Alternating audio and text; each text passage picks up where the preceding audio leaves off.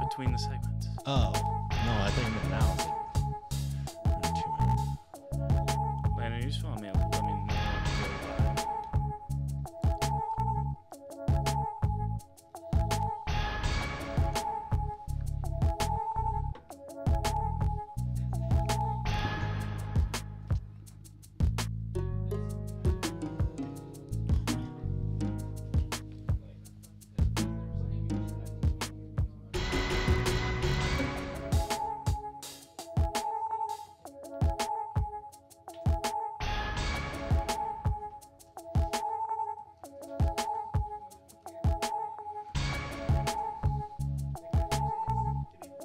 Yep. Yeah, it's actually perfect today.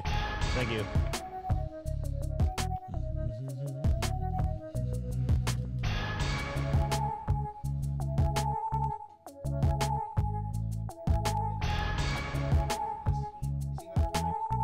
Well, his mic's down here. We have it underneath, so. Yeah. And let me being, it's just 2 minutes and 2 seconds. We're just gonna grab that chair. That way we don't have to worry about getting that chair back over here. So we'll just use that. We'll just grab that one and set him up.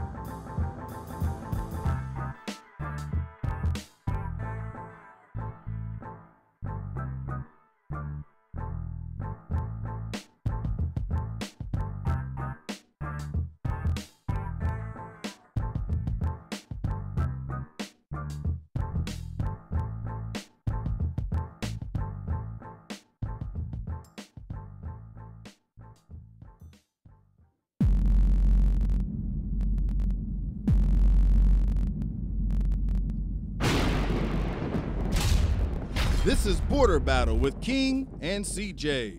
With King. You want to go get a hot dog at halftime? Well, guess what? You can also take the under in the second half of 25. You know what I mean? And CJ. The Packers are closer than Detroit. When Rodgers comes back, I don't want the Packers to be closer for that reason, because Rodgers would come back. Presented by the fine students and faculty of the Oklahoma State University School of Media and Strategic Communications in beautiful Paul Miller Building.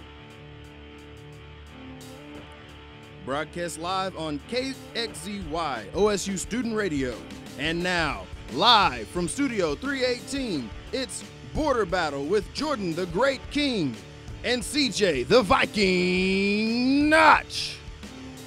Well, don't go for that hot dog break right now. We're here live in Studio 318 in Paul Miller Journalism Building. Chris, great to be back with you. Show number 2. It's a new week. It is. Got to recap, refresh over the weekend. Packed show for you today. We got the guests. Like I said, guests are going to keep coming. Dakota Gregory joins us in segment 2, so stick around. Not too long from now, he'll be joining us. He's going to talk some Oklahoma State wrestling. 1-1 this weekend.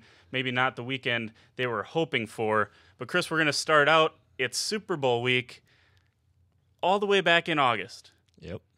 You know, when preseason starts and everything, training camps are just wrapping up. This is the week that the NFL teams are shooting for. This was obviously a week that Tom Brady and the New England Patriots are used to being in. So we're going to start with New England. We're going to start with Tom Brady. What is so unique about this team other than you're not allowed to say Tom Brady or Bill Belichick? What's unique about this particular New England team that gets them back to the Super Bowl this year? I think the first thing is the other guys not named, like you said. I'm not even going to name them just to play with this game here, is the fact, the first 4 weeks, they looked like a team that, didn't resemble a Super Bowl champion. They looked out of sorts. The defense was a mess. And then next thing you know, these guys are, just flying around. They fix things. But I think it was a collection of the defense figuring things out, and just working together to kind of form a cohesive unit and not tearing each other down. Because, that first few weeks, yes, it's you're kind of working out the kinks, getting the rust out. But at the same time, that's where locker rooms can already get torn apart is, if you're blaming one section, you always hear the defense. That puts strain on a lot of guys. Yeah, here's the thing. It's easy to point to Bill Belichick, right?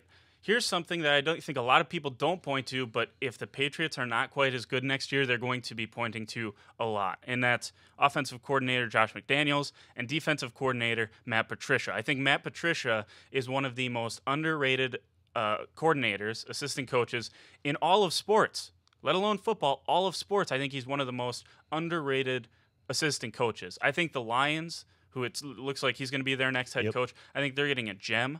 I think your Vikings, my Packers, need to be a little bit concerned because I think he can turn around a culture because we saw it in a week. The first 4 weeks, like you mentioned, were a mess on that defense. In a week, he turned that culture around and turned it into the New England Patriots that we know. The New England Patriots that, like you said, fly around, get turnovers, and are opportunistic on defense. And their stats aren't always going to look great, but their defensive efficiency, which is arguably the most important stat, they're at top league. So I think you can't give enough credit to Matt Patricia. On the offensive side of the ball, obviously Tom Brady makes a big impact, and it makes it easy for an offensive coordinator's job. But I think Josh McDaniels has creativity. He found a way to, of all people, James White is a stud in the New England Patriots offense. And I don't think there's a lot of offensive minds in football that could have made that happen. Maybe Kyle Shanahan out in San Francisco. But I think those two coordinators are paramount to the success that Bill Belichick has. And I think Patricia did a great job actually against the Jaguars, because look, I think Jacksonville scored almost all their points in the first half, and it kind of shows just how talented he is and underrated, like you said. I mean, he was the real reason they got now to the Super Bowl where they are because of that game. Like, he got his defense going. He got them to come back together and run around and get stops, and that's what you need. So it's not fair to do a Super Bowl preview and forget about completely Tom Brady and Bill Belichick, so we will talk about them. Let's start with Tom Brady.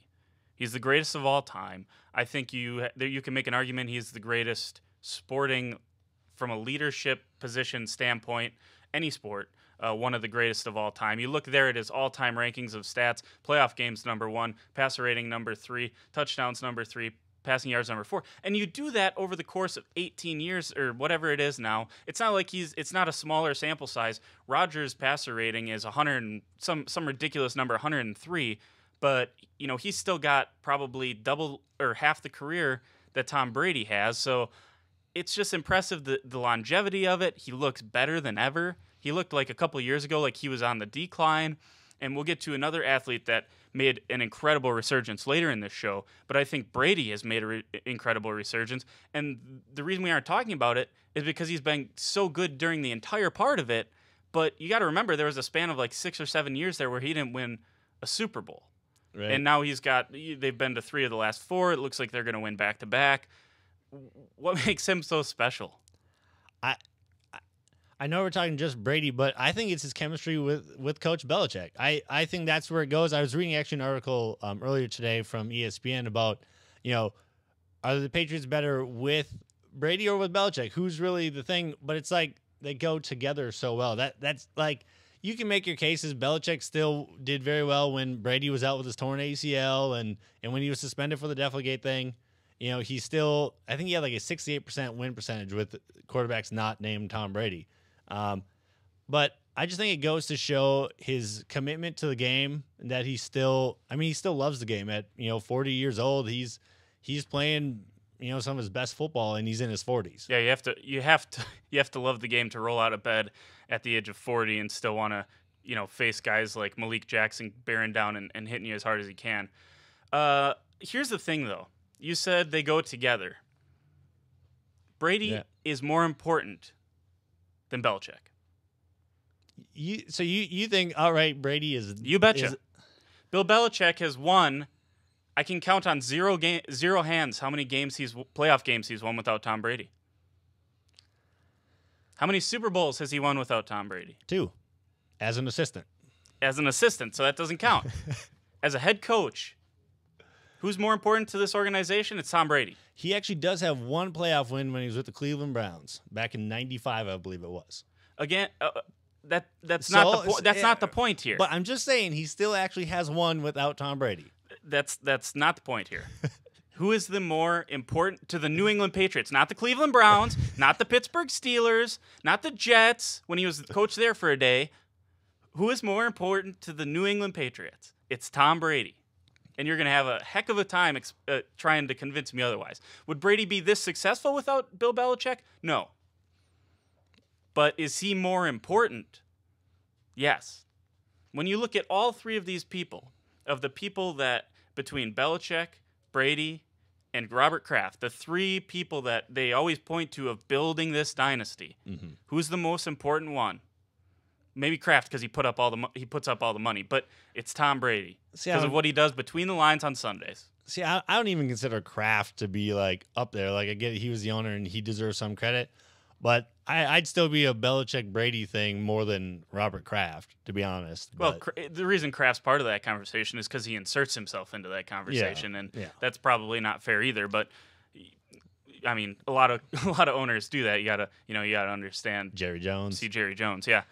But I think I don't want to say Bill Belichick gets too much credit because he doesn't, and I think he is more than willing to let Tom Brady have the spotlight. But what Brady's been able to do is incredible. And I saw that article too, and immediately what I thought of is Bill Belichick is not as important as Tom Brady. Just because, you can make it, let's go to a different team. Let's go to Brett Favre and Mike Holmgren. All right. Favre won a championship with Holmgren. Holmgren moves out. There's no championships. Who was more important? Maybe you could argue Holmgren was. Could you make that argument? Oh, you easily could, because you don't know who coached after him. Who came after Holmgren? I don't know. Okay, exactly. Some no name. Case in point is if your players can't. It's a whole new play style, no new playbook. I mean, you can make that argument over anyone. Again, it's hard to make the argument because no one's been together like Brady and Belichick have. Right. But like Tim Duncan, Greg Popovich, who was more important in that relationship? Might have been Duncan. You don't really know until you look back after the fact. You know what I mean? Yeah. It's interesting that we can look at it while Brady and Belichick are still here because he's missed games. Right. He's missed an entire season. And Belichick was, he coached before Brady too. So I think you can make those arguments certainly that way. Yeah, and another interesting stat too. The season he missed. I mean, the Patriots still went 11-5 and missed the playoffs, and that was with Matt Castle as quarterback. So, I think they made the playoffs that year. I thought they. But anyways, let's look forward to the Super Bowl. I think you could probably argue till you're blue in the face on who's more important. What is this? A rematch of Super Bowl in 2005. That was when Donovan McNabb threw 3 interceptions and 3 touchdowns. And with those 3 picks, the Eagles only lost by 3 points. Okay, that was back when a lot of people think Brady was a lot more dominant than he was. And that was 05, was it? That was back in 05. And it was the same year that Philly advanced past Green Bay on the 4th and 26, the most famous great play by Philadelphia. Anyways, so we look forward to this game. Can you even make similar, can you draw similar comparisons because of Nick Foles? I don't think you can. Case in point right there is because of the quarterback. But I think as a whole, both these teams, if you look at those rosters, there's maybe, 3 or 4, maybe a handful of guys from each team that have maybe actually are still from that team. If not, 2? Maybe Brady and some other people on the Patriots side. But I don't think so because they're all different new teams. There's different players and personnel. I think it's wide open. It's hard because it is Nick Foles. You really want to, cheer him on, but you wonder, how overmatched is he really going to be? I mean, he played phenomenal against the Vikings, but can he duplicate that success? Yeah, and I want to save the Eagles talk because we're going to talk about the Philadelphia more in depth on Wednesday. From the Patriots standpoint, I'm a little nervous about the Eagles. Here's why. Because the Eagles have a good front four. They can get pressure with their front four, and they have a great defensive coordinator. Now, that's all I'm going to say about Philly, because, again, we're going to get to them on Wednesday. When you can move Brady off the spot, that's important. You don't even necessarily have to sack him or hit him. You have to make him uncomfortable and move him off the spot. I think Jacksonville was able to do that in the first half, and then Brady, Josh McDaniels, they got a little bit more creative with the route combinations, got the ball out of Brady's hands a little bit quicker, and I think that's why they had the more success. But I think you have to be a little wary of the Eagles' defense. I still like the matchup for New England on offense because you can get the ball out of Brady's hands quickly, i.e. Danny Amendola. He's a great route runner. He can get open. If Gronk is back, he's instantly open every single time he runs a route. And James White and Deion Lewis are both guys that can come out of the backfield, and if Brady's under pressure, a quick release, get it out of his hands, much like Bortles does for Jacksonville. I think you can make a comparison. Obviously, they're opposite ends of the spectrum in terms of quarterbacks, but you can make it the same kind of comparison between the two in the way the offense is structured around them. So then let me ask you this. Do you think besides, Brady, Belichick, or the coordinators for New England, do you think kind of that missing piece, so to speak, is Gronk? Do you feel Gronk is that player that if he's in, New England's got a much bigger chance? Or do you feel, if Gronk's not in, it's a little easier? They do have a much bigger chance when Gronk is in. It's not impossible to win without him, though, because they made the comeback without Gronk. They won the Super Bowl last year without Gronk. By the way, if Gronk were to miss this Super Bowl, this would be his 3rd missed Super Bowl in his career. Can you imagine that? And he's probably going to be a Hall of Famer. That's how great he is. And he's going to miss 3 Super Bowls. Yeah, and he's only an 8-year pro. Yeah, which is crazy. It's pretty incredible how he's done that. So, we're running out of time here. So the last word on the Patriots is, if you're a New England fan, you just got to trust what Bill Belichick and Tom Brady are going to do for you. Well, we're going to catch a quick break. Coming back on the other side, Dakota Gregory, OSU wrestling beat writer and editor-in-chief of the Ocali, be joining us. Stick around later, NBA player and ref relationships. We got more on that. You're listening to The Border Battle on OSU Student Radio, KXZY.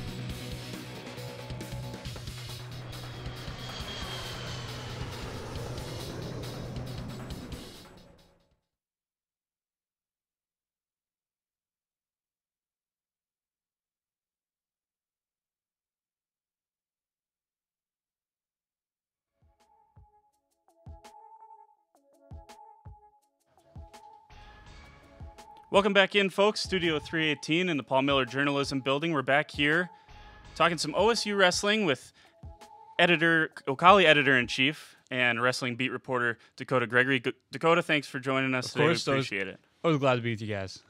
So you wrote after Iowa State yesterday that even with a win, Coach Smith may be a little disappointed with the weekend overall. A 1-1 this weekend, and your colleague Jeremy may be thinking not aggressive enough against Missouri. What did you see this weekend from the team? Well, I think Coach Smith being disappointed after a duel is never not that out of the ordinary. He always wants more, but usually he seems more frustrated. He's not afraid to kind of dog on some guys and show his frustration. But yesterday it was almost like he was so disappointed he wouldn't even talk. Preston Weigel loses Saturday night. He showed his frustration to Weigel. Weigel wins Sunday. Didn't do great. We asked him about him. He just he's fine. Whatever. So I think that's just what it is of them not coming out aggressive. I think he knew when he was, redshirting Dayton Fix. He redshirted his son, Joe Smith, at 157. And he redshirting key guys. He knew they were going to struggle a little bit. But I think he's frustrated because guys like Cade, because guys like Dean Heil, who has 2 national titles, is going 0-2 in a weekend and getting pinned. I think that's what frustrates him when he has returning All-Americans that are struggling, not the guys that shouldn't be in the lineup. You talked a little bit about there just now about redshirting guys that are not just like national title contenders. In the case of Fix, world championship contenders.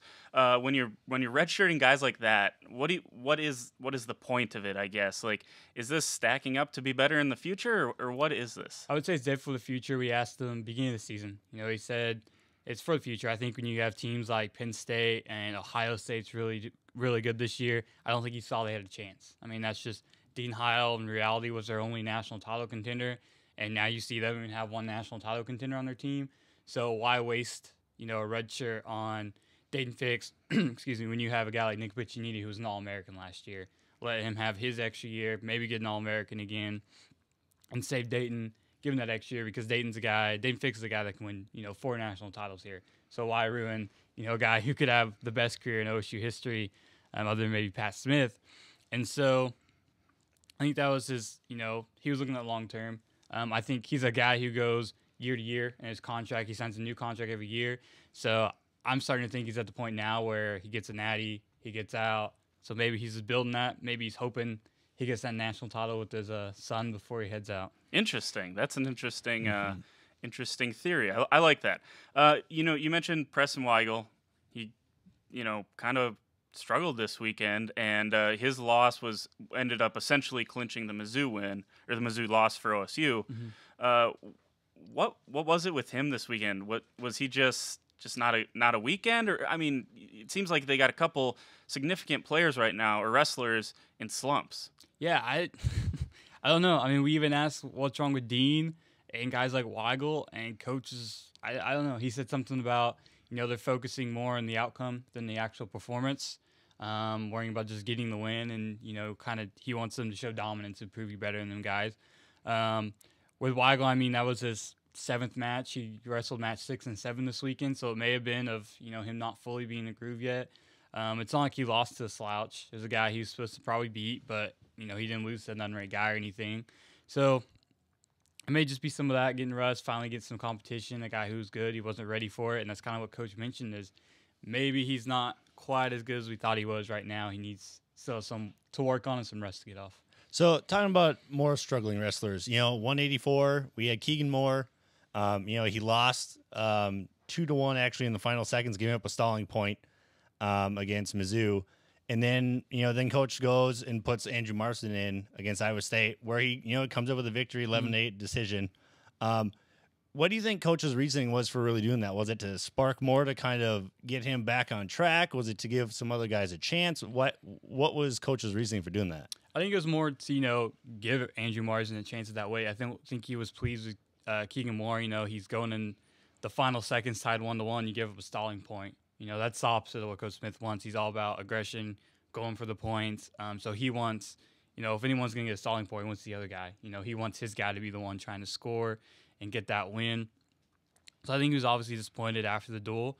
And, I mean, Andrew Marsden's been weighing in at that weight all season. And I think he's just kind of been, those two are kind of neck and neck. I'm sure Keegan Moore's kind of won their ranking matches in the room, so that's why he's been out there. But, it comes down to who performs when you're out there. So he gave Marsden the chance, and he scores 11 points. And even if he gives up 8, I think Coach would much rather see 11 points than the guy losing 2-1.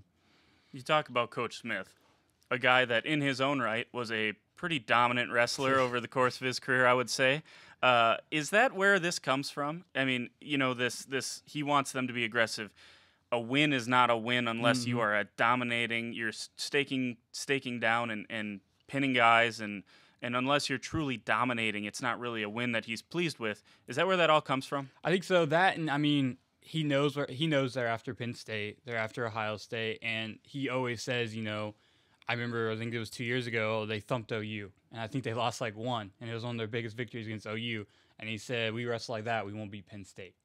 That's his main issue. He knows they're wrestling people where, they can struggle and they can still, beat Iowa State pretty well, but, that performance, they're going to get thumped by Penn State. And I think he knows ultimate goal of what they're after is pretty much like, Mike Gundy coming in a press conference and being like, well, that performance wouldn't beat Bama. That's kind of the same thing. He knows what they're after. He knows who they have to beat, and he's not quiet about, who they're after and who has a target. Is there a certain respect you have to have for coaches like that are, that are like that, like kind of like the Tom Brady's or the Bill Belichick's of the world that come into a press conference and say, we just won by 27, but that that performance really sucked. We got stuff like that.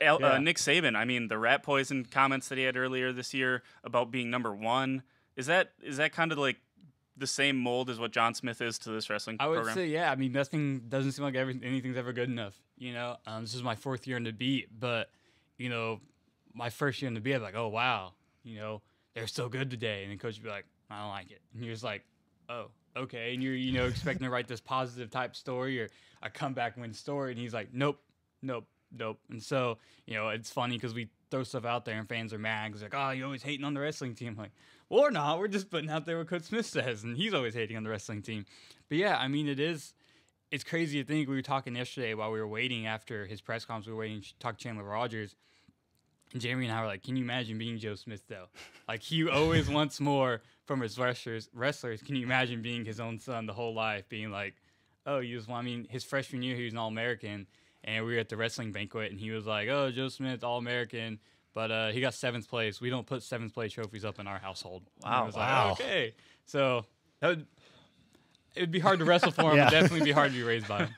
Yeah. So real quick, how good is this team actually this year? They're ranked 5th right now, I believe. Last I looked. Are they really a 5th ranked team in this nation, or how good is this team, I guess? I would say when it comes down to when they go to Cleveland in March, I would say they finish around 5th or 6th. That would be my prediction. I mean, they're good. They have individuals. They get their stuff together, and that's one thing I've noticed the last 4 years about OSU is they struggle a little bit at the beginning. They always have one loss a little early, a little about this time, and usually about this time is when they pick things up. You have some guy make a little run. Nolan Boyd was usually a guy at 184. He graduated last year, but he was a guy who would always, you're like, oh, I thought this would be Nolan's year. And then next thing you know, he's picking up again. He'd be an All-American. And so I would say he's still, I think if they wrestled Missouri the last duel of the season, they'd probably win it. So I think that's what it comes down to is just Smith knows, when is the important time of the year. So as long as he has his guys ready in March, I don't think he cares too much about January. I think that wraps up wrestling talk pretty well. One thing I did want to ask you while we got you around here is you were one of the football beat reporters this fall. Just had the pre-bowl or the pre-combine bowls. What did you see from James Washington, Marcell Aitman? I guess to qualify this in a little more fun way, let's say you're the GM of the Dallas Cowboys and you have a need at wide receiver. you let go of Dez Bryant. Who do you want, James Washington or Marcell Aitman? Who, man? I mean, James, you see what he did there in college. I'm a big James Washington fan. Seeing what he does, I think he's going to be great in the pros. But you also see Marcell. He's got the size. He had, one pass thrown to him all game Saturday, and he catches it for a touchdown. I mean, he's great. I think he's going to have a better professional career than he did in college. So, I mean, if you got 4th, 5th round, you still need a receiver. Marcel's still out there. I mean, I think he's a steal down there if you don't want to waste a high draft pick on James Washington. Yeah, I think that's a really good point. And that catch, I mean, under pressure, he's got an NFL-sized body, I think, is the most important thing. But I did like what Washington, showed about that he can be a physical guy, and if he has to be, I did think it was kind of stupid that they called a jump ball to him that ended up getting picked off. That's not Washington's game. But you look then at the East West Shrine Bowl. What did you hear about Brad Lumblade, Zach Crabtree, offensive linemen like that? Do you think those guys have a chance to get drafted, or is undrafted free agent kind of Lane Taylor what you're looking for with them? Crabtree was definitely a guy I thought, just looking at him, when you're standing next to him talking, you're like, oh my goodness. And that's a guy that's in the pros. But when I was looking at stuff on Twitter and you see people covering that game, they had spoke highly of Brad Lumblade. He's a center. He can be a little bit smaller. So I don't know if he would, have to go undrafted and maybe someone take a chance on him. But I didn't think he would maybe get a chance. But performances like that and, people elsewhere other than us are noticing, I think he'll get a chance. Trey Flowers, I think he's, they call him slim because he's slim. And so I think his size might hinder him. I think Jordan Stearns had a better chance than him after that, and Jordan isn't playing anymore. So I think out of them guys of getting drafted, I would say Crabtree is the best option. You concerned at all with Mason Rudolph's hand size? I'm not. I'm shaking his hand. Seems like a big hand to me. 9 1/8 inches for those of you that didn't know. Mason Rudolph's hand's a little small for if you're nitpicking at quarterbacks. And obviously, like I said last Friday, I think when you have quarterbacks like Allen and Mayfield and Darnold and Rosen, who no one's really separated themselves over the course of this, I think you have to start nitpicking. I'm not the biggest Mason Rudolph fan. I've made that plenty known, but. Is there something to be said real quick here about just winning in college? I would think so. Marshall, Scott, and I, we both covered football together. That's his main argument. And he's like, Rosen, Allen, these guys aren't winning football games. He's like, it's something to do with, it's like NFL scouts don't like guys that win football games. And I don't understand it, but they don't. You think that would be the main factor of, this guy may have thrown some interceptions, but Gundy's main thing is he won football games and he would play hurt. He threw an interception in Bedlam, but he tried to go out there with a broken foot. So I think if I'm a GM, that's one of my most important things. Well, Mason Rudolph will try it at the quarterback level. We talked about Tom Brady already. When we come back, we're talking about another guy who just keeps staking claims that he's the greatest of all time in his sport. We'll tell you who that is next on Border Battle on OSU Student Radio, KXZY.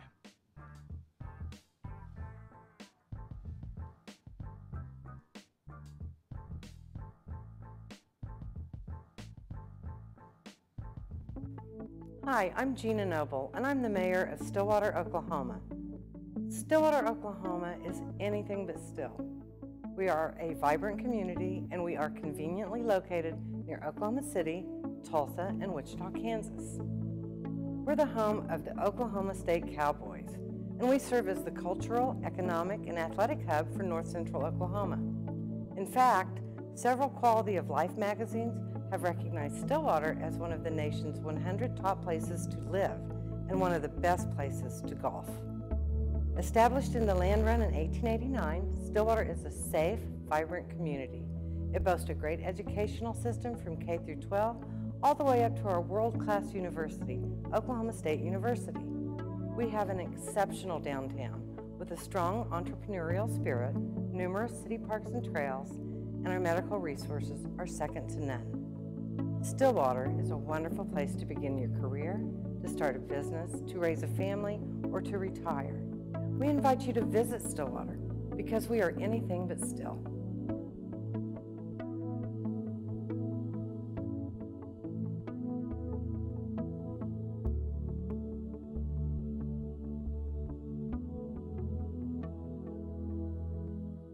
Think you're not involved in your community? Think again. Spending your money with local businesses is more than an economic choice. It's a way you can have a say in the look and feel of your hometown. This spring, I invite you to shop in downtown Stillwater. Downtown Stillwater is home to locally owned shops, boutiques, eateries, and dependable professionals that you can trust. Find the perfect gift for your graduate, have a delicious meal with mom, or just stop in to enjoy great spring savings. By creating a demand for local goods and services, you can ensure a place for the local businesses that help give our community character and keep it unique. On behalf of Downtown Stillwater, thank you for shopping local.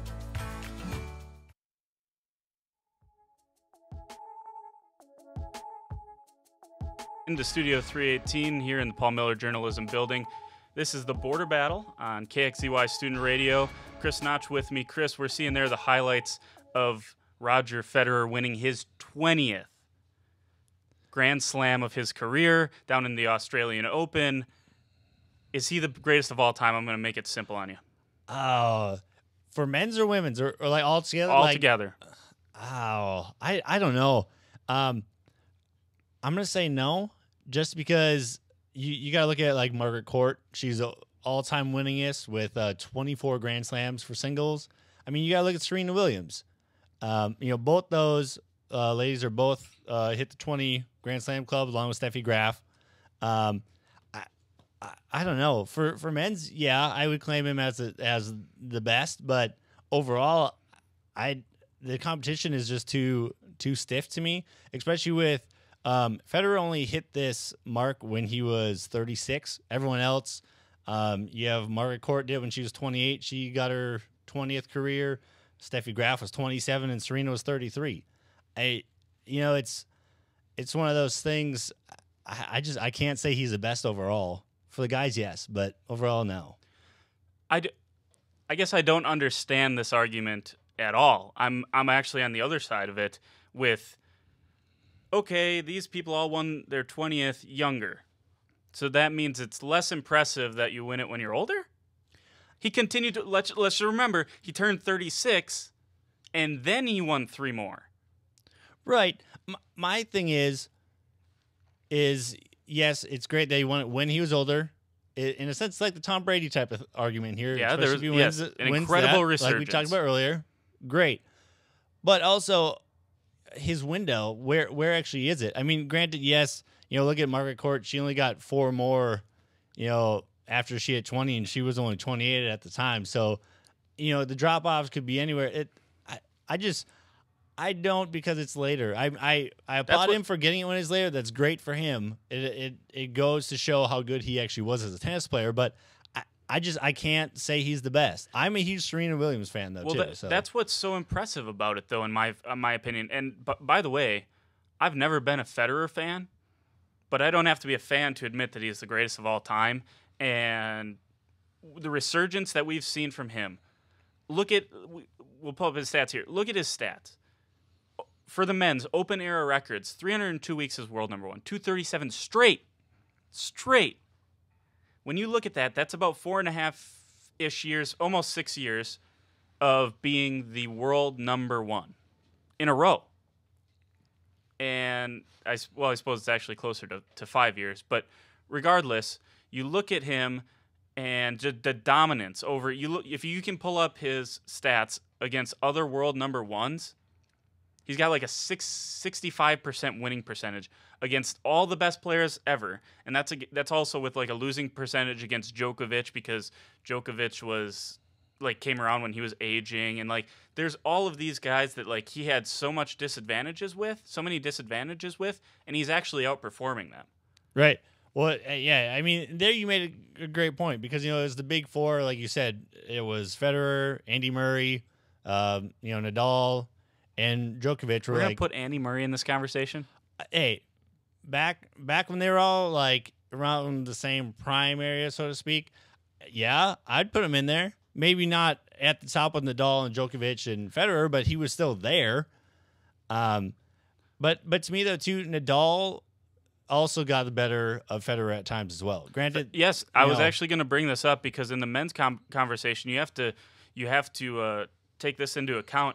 Nadal is 61% winning percentage against Federer, and Federer 39% winning percentage against Nadal.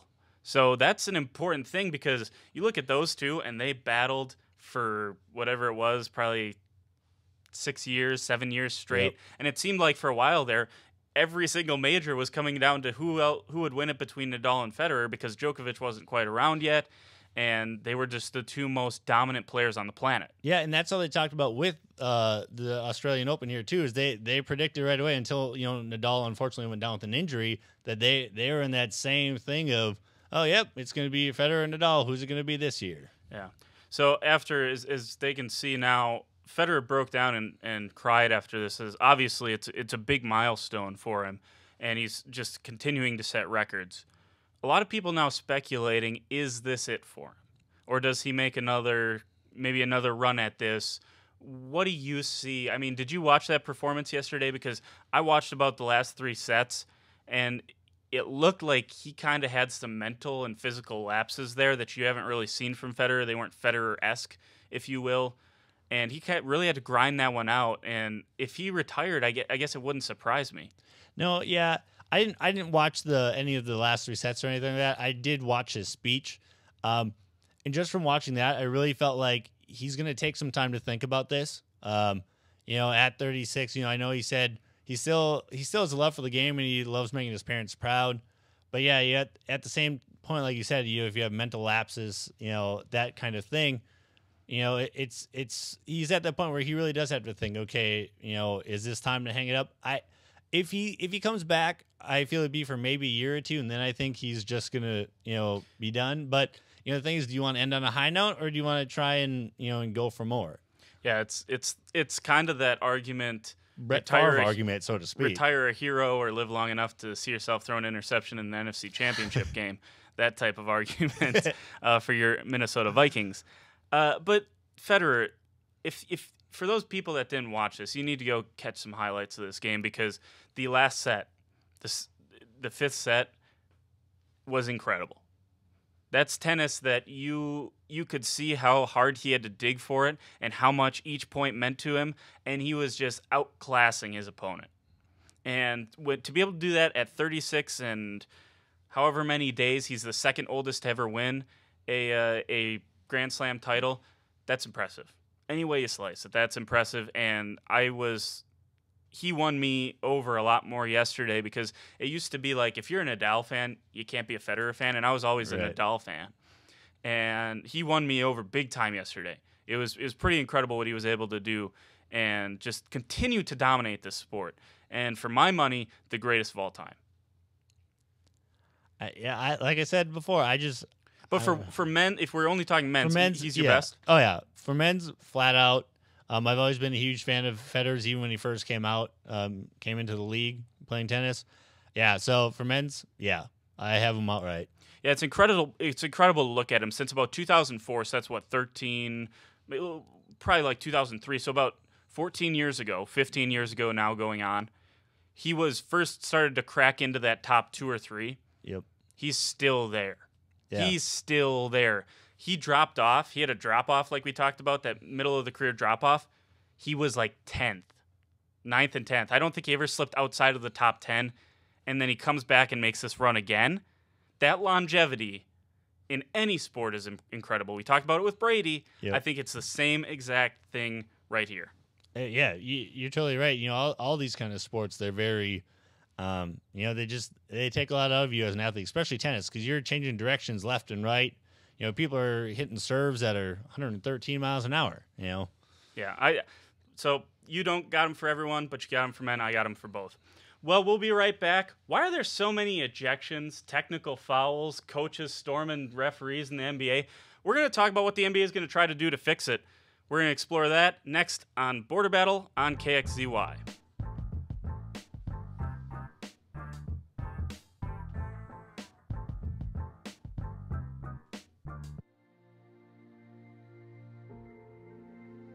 What is arts and sciences? We aren't all about the arts. We like to think of ourselves as explorers. From exploring the human mind to discerning the building blocks of the universe. We don't just read books. We don't just sit in the classroom. And we don't just solve problems. We seek to give everyone a voice. In a variety of approaches. We tackle the big issues. By understanding complex social structures. And even understand the small ones. We take passions to new heights. But stay grounded. We tell stories of the past, of the present, and work to predict the future. We like to think with a little preparation, some dirt under the fingernails, and some self-analysis. You can do anything. with nearly 100 degree plans to choose from. Where will your arts and science degree take you? Connect, achieve, succeed.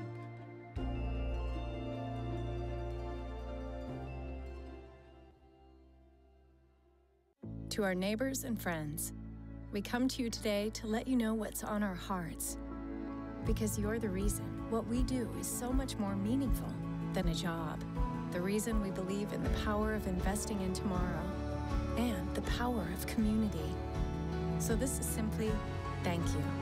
As we step boldly into a time of growth and change, consider this our promise that every investment in our hospital is an investment in our communities. This spring, I invite you to shop in downtown Stillwater. Downtown Stillwater is home to locally owned shops, boutiques, eateries, and dependable professionals that you can trust. Find the perfect gift for your graduate, have a delicious meal with mom, or just stop in to enjoy great spring savings. By creating a demand for local goods and services, you can ensure a place for the local businesses that help give our community character and keep it unique. On behalf of Downtown Stillwater, thank you for shopping local.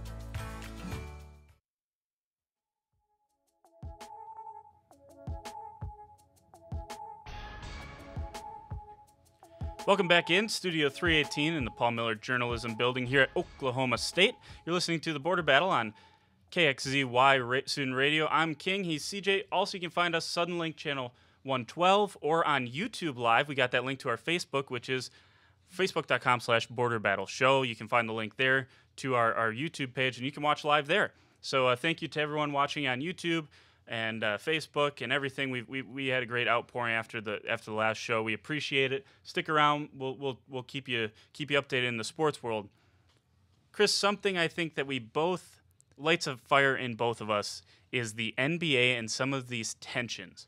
On that bump in, we just saw LeBron James. We saw Russell Westbrook. So I did some high-level scientific study here on those two plays. All right, I pulled out a stopwatch. Yep. And I clicked start and stop after the first whistle to give the first technical through the toss. Those two technicals, or those two ejections, so 4 technicals in about 3 seconds. Combined. 1.4 seconds, Russell Westbrook got his first tee to his ejection, and LeBron was 1.6 seconds from first tee to ejections. And we'll get to why that's important in a second. We're going to go over, NBA releases a 5-point plan to improve these relationships. I'll ask you in a second if it'll work. We're going to go over those rules right now. Number 1, they're going to require these operations to meet with all 30 teams, right? Let's talk it out, just like adults. Then they're going to reemphasize these respect for the game rules with refs, coaches, and players. They're going to expand the rules education, which means just what these players want to do. They have to go to more classes and find out about more rules, and then enhance training for refs on conflict resolution. That's my favorite. We'll get to that in a second. And then create opportunities for engagement to find common ground. Is this a good start? Is it going to work? I think it's a good start because the thing was, at this point, you have to start somewhere. That's the way I see it, because this year has gotten so out of hand. It's a good start. Will this plan fully work? I don't think so. I think, if anything, there's going to be more edits to it. Again, you got to start somewhere. That's the way I'm really looking at this. So at first, yeah, it's going to work. For how long? That I don't know. It just depends who's going to try and push the boundaries, who's going to try and, still get their way a little bit. I think it'll work in the beginning. What's the most important rule you saw on this list?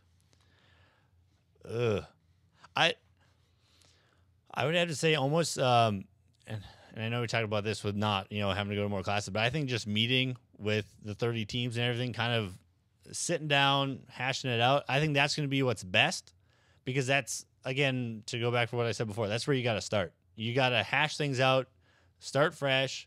And I think that's going to be the one rule that really helps this whole process. You know what gets me so angry about the NBA? What? Let's hear it. You always hear about how immature these NBA players are, and I understand you can't have LeBron James running up to and storming at a ref. That's worth a technical foul. Okay, fine. You know what? These refs are some of the worst tempered people in the world. You look at MLB refs. All the jawing they take at home plate. The umpires. Yep. You look at the refs in the NFL. Have you ever seen Nick Saban on a sideline just absolutely laying into one of them sideline refs? Oh, yeah. Those guys all handle it well. And you get these refs in the NBA who think for some reason people turn on ESPN to watch them referee. That's not how it works. And that's how it's becoming. You cannot tell me that there was something so egregious that Russell Westbrook said in that 1.4 seconds that deserved first tee and toss. You can't tell me that LeBron James running over to you automatically says first tee, toss. It's ridiculous. These guys do not think, like, they don't think before tossing guys. I understand. You get that coach, like we saw in the bump out, running at you, taking his hair out. Toss him out. Fine. You can't have coaches running onto the floor. That's something that's a little more. You see Steph Curry take out his mouth guard and throw it at a ref, throw him out. No place in basketball for that. But for all sports, the human element is the best part, right? Right. We all like when referees make mistakes so we can talk about it, because it's part of the game. It always has been. People in MLB don't want to go to a system where it's an electronic strike zone and everything's perfect, because that's all part of it. What's a pitcher's job? It's to adjust to how the umpire is calling balls and strikes. The human element is important to every sport. And quite frankly, it's going to be eliminated in the NBA if these refs don't get it under control. Here's my only argument with all this. I agree. I think players need to have the chance to let their emotions out, because I think that's a big thing too. Like you said, it's that human side of it, is where players nowadays, they can't even react, because as soon as they do something, you saw it even back earlier in the 2000s, I think, with like Rasheed Wallace. At one time, he freaked out. He hit the ball in his hands. He didn't throw it or anything, and he got ejected for that. That is the one issue with refs. They're not allowing players. We are individuals. We do show emotion. And that's what, again, as a viewer, that's what you want to see. You want to see a player get mad at themselves or not getting a call, because that's how we all would react. But at the same time, here's my one little thing, is I hate how some star players try and get their way. I know it's in every sport. NFL is the same way. You see quarterbacks, Brady, Rodgers, going after the head referee, like, hey, that should have been called, pleading their case in a sense. But I feel like with some of these NBA players, they get super overdramatic. Russell Westbrook especially. And I get it. He's sending his emotions and stuff. But at the same point, you have to kind of channel that at the same time. You get what I'm saying? To a certain extent. But like, Russell Westbrook is an emotional player, right? Right. That's what makes him. That's part of what makes him so great. Right. Is the fact that he can will a team to victory. He can will a team to victory. And you want to take that out of the game? I don't mind that he's showing emotion. That's how he is. But at the same time, he could channel it back a little bit. That's my whole case. Or you see, stupid, like, there's calls like LeBron won't get that he'll freak out. I mean, Kevin Durant too. His whole reason he got ejected, I thought he deserved it because I thought it was pointless why he was even arguing. He kept arguing. Like, so if he was fouled, okay, I didn't understand why he had to freak out that bad. Yeah, well, I think KD probably deserved to get tossed, and I know fans around here will like me saying that anyway, but he deserved to get tossed because that wasn't a quick double tech, you're gone. That was his second technical. No, right. So, but that's what I mean. I think it was pointless of him to even do that in the first place. Why? I get it that they had Draymond. Draymond did the foul to let him get it out. I understand that's why Draymond, did the foul really quick to stop play, kind of let Durant, well, he did it so Durant could get back on defense. Well, yeah, that too, because then you could see him trying to get Durant back into his position. But like after that, just let it go. But again, that's me. I would tell him just to leave it alone. I don't think Durant did much. Like I said, I would have tossed him out too. But he was not very demonstrative. It's not like he ran at a referee. You know what I mean? But like, here's my problem with it. My problem is not this technical foul for a guy that like says something bad or is demonstrative. Tee him up. That's fine. What I have a problem with is why do you have such a quick trigger to toss him out on a first technical? Right. You tee him up, and then 1.4 seconds later, you're throwing him out of the game? Are you kidding me? How does that even make sense? I will say this too, just because you just got me going on this stuff. Another thing the refs do need to get rid of, this whole 2-minute, going over bad calls they made that they You don't send like out. the 2-minute report. No, I don't see the point. Okay, you made a mistake. Like you said, that's what we want to see. You make a mistake, it's human nature. I get it. But you don't need to make a report to be like, oh yeah, we did screw up. Like, I don't see the point of doing that. I don't know, unless you think it's a good thing for them, but I think I don't know why they do it. No, that's stupid. And if you ask the refs, they wouldn't like it. They don't like it either, obviously, because Yeah, they don't like their mistakes getting pointed out. That's something you deal with yourself. Right. You deal with internally as the credibility thing. Right. As the refereeing organization, you deal with it yourself because you can't just hang your guys out to dry like that, which is what they're doing. That doesn't work in any situation. The NFL, they will go to great lengths, probably to a fault, to defend their referees. They always say, the only call I can remember the NFL saying, yeah, that was the wrong call, was like the Fail Mary. Yeah. Where they were like, yeah, well, we better get this contract done with our regular officials because this is not working, right? Yeah. So other than that, the NFL goes to an extent to say, no, this is a call made on the field. We train these guys. This is what they do. We think they made a great call. They don't say, oh, look, here, when it was crunch time, here's what we did wrong. Right. It's just stupid. It makes no sense, does it? No, but that's what I mean. I just don't understand what the point you're trying to get across. Like you said, if anything, it's strange relationship between the refs and their organization because it's like, oh, so now you're calling me out. When it's like, if anything, you should support, but like, yeah, you messed up. It happens. You live to see another day and things go on. So I guess let's bring this full circle then.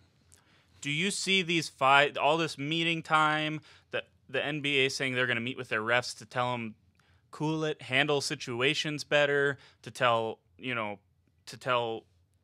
these players and coaches what the respect for the game rules are? Do you think this is at all going to change?